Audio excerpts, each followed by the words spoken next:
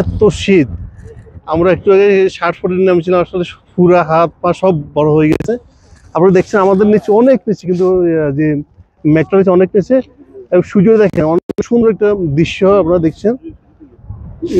অনেক সুন্দর একটা দৃশ্য আপনারা দেখছেন এখানে, একবারে সূর্যটা এখন মেঘের ভিতরে আস্তে আস্তে আস্তে নেমে যাচ্ছে।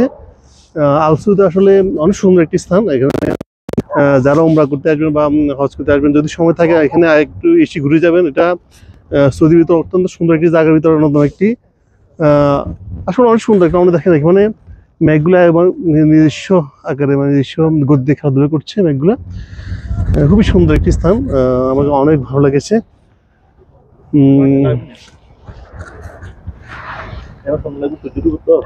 হুম